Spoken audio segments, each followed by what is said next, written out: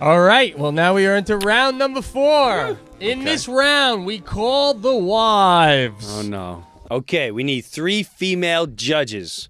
If we can get them ready.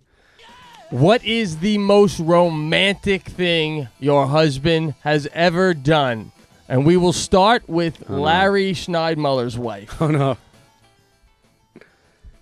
Do we have that, Lou? Romantic thing he's ever done for me, I was going to say, has to be the way he proposed to me. In front of my whole entire family, at my cousin's engagement party. All right, second. I'm afraid to hear mine. Whose wife is second? Shaka's? Shaka's wife is number 2. Most romantic thing Shaka has ever done. He sang a song at our wedding that I wanted to have as our wedding song. And then he surprised me, and he had the band members learn it, and then he sang it to me. The whole room cried. Now go to lovely Mrs. Breuer and see what Jim's most romantic moment was. Mind you, all right, well, go ahead, Lou, play it. We weren't even dating yet.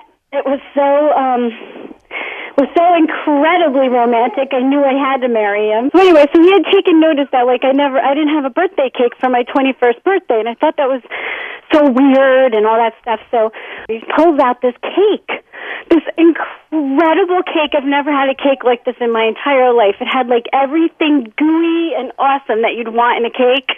Wow. And he put a candle in it, he shut the lights off, and he sang me happy birthday exactly 1 month after exactly 1 month after I celebrated my 21st birthday. Wow. And he just, it was so romantic, and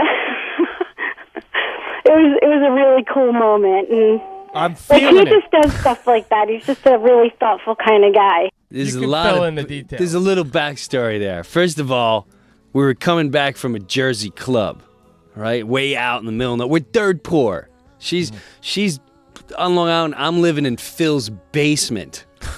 All right, so it could be romantic, and it's also not romantic too. There's a lot she left out. So basically, No, it was romantic. when we drove back, I knew I had about 3 minutes to get to Carvel. All she said was, when she's like, and I even have, all I ever wanted was ice cream cake on my birthday.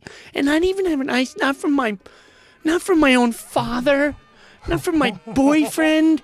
And they know I love ice cream cake. So I literally pull up to Carvel. I'm like, oh man, I gotta go see Jerry about something. She goes, you never told me about your friend Jerry. I'm like, yeah, he's a high school friend.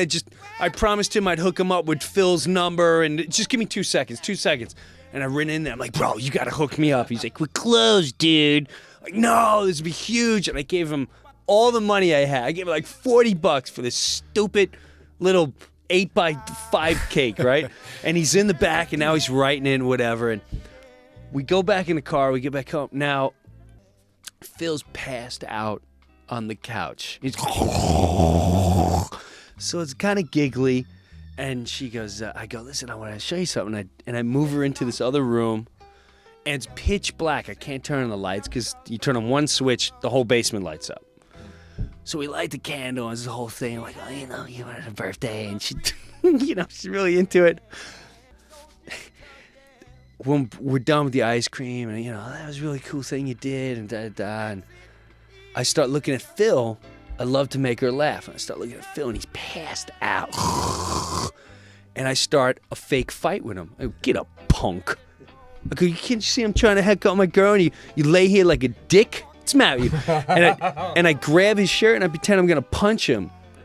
And he, I'm not really going to. It's all slapstick. And the middle of me threatening him, and I'm going on the count of 3, I'm going to punch you. 1, huh? You better get up. 2, 3. He lets out the longest, loudest, bubbly fart while he's dead asleep. Dead asleep. And I was I turned around to her. And we just cracked up hard. That's romantic. Now that's romantic. That's romance. That's Maria, Jersey. In front of Maria in Jersey. Which one? Definitely Jim. All right. It's gotta be. Even before your long story, it was definitely that one. Yeah. Well, thank you. All right. Erica, Pittsburgh. Erica in Pittsburgh. I have to say Breuer.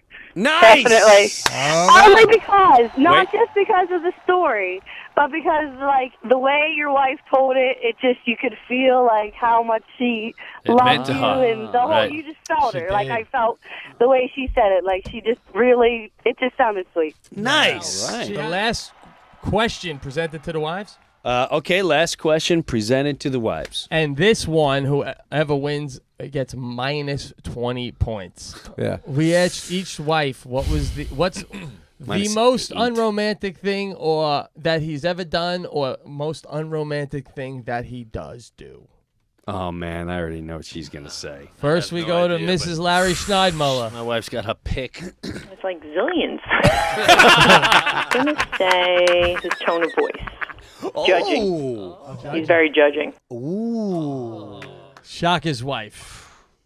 Maybe when I was supposed to meet him that night at the metal karaoke thing, and he was like bombed, and we couldn't even talk. My first night out, I would say that was not romantic, right? It was like my first night out, and so long. I was looking forward to hanging out with him, meeting everybody from the show, and then I get there, and he couldn't even talk to me. All Although right. I think I know what mine is. Now we go to Jim Brewer. What did Mrs. Brewer say is the most unromantic thing he does? When he goes to fart, he Pulls lifts his up ass his cheek. butt cheek, and it's so disgusting. And I can't tell you what a turnoff that is for a woman. Nobody wants to see their man lifting up their ass cheek to fart. Let's go to the calls. Jamie, Pennsylvania. Jim, I have to go with your ass cheek. That's just gross. Oh, man. Damn. Oh, man.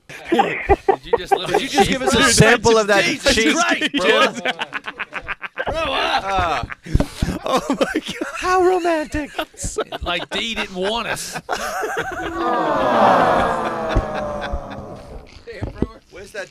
All right. Where's that defrog thing? You know, he did lift his cheek a little bit. He warned us, bro. Second caller. Lorraine, New Jersey. Lorraine, how are you, hon?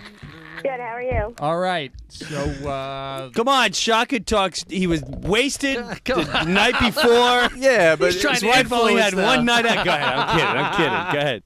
I'm going to have to go with Jim. Because I know where your wife comes from. My boyfriend does the same thing, and it takes me to one of those "what was I thinking" moments. It's disgusting. He won. That's ding, it. ding, ding. Disgusting. Thank you for being a judge.